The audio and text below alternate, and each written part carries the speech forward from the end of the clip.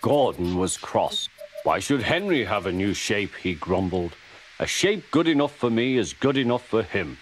He goes gallivanting off to Crewe, leaving us to do his work, and comes back saying how happy he feels. It's disgraceful. And there's another thing. Henry whistles too much.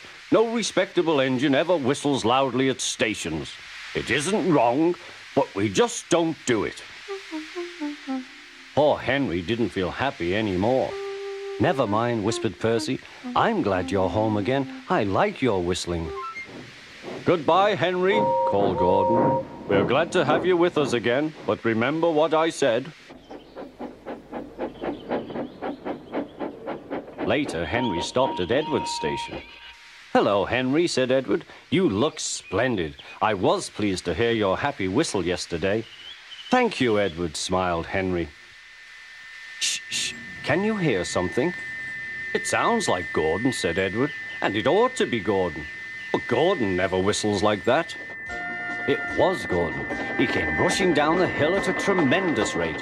He didn't look at Henry, and he didn't look at Edward. He screamed straight through the station and disappeared.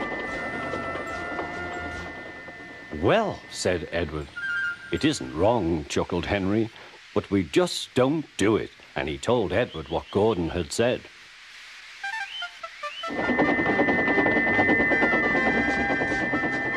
Meanwhile, Gordon screeched along the line. The noise was awful.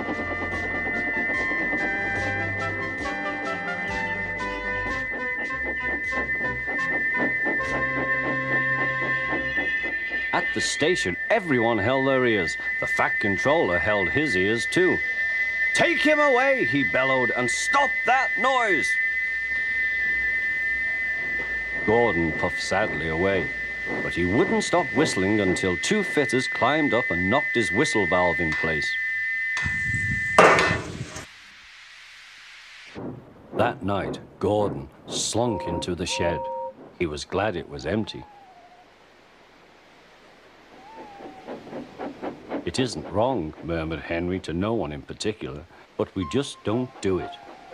No one mentioned whistles. Next morning, Henry was enjoying himself enormously.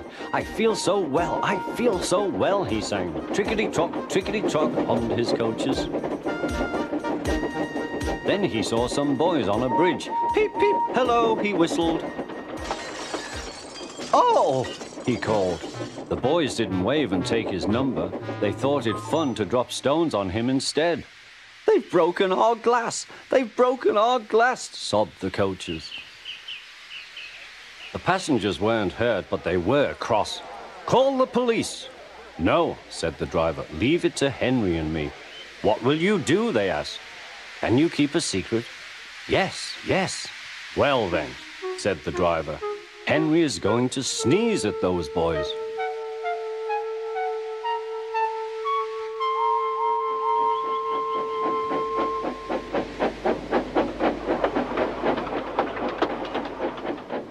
Lots of people were waiting at the station just before the bridge. They wanted to see what would happen.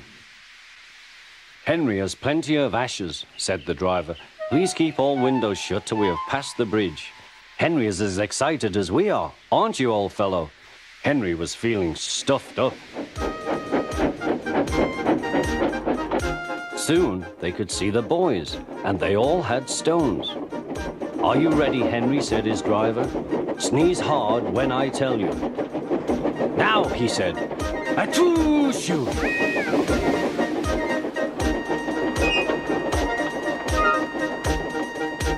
Well done, Henry, laughed his driver.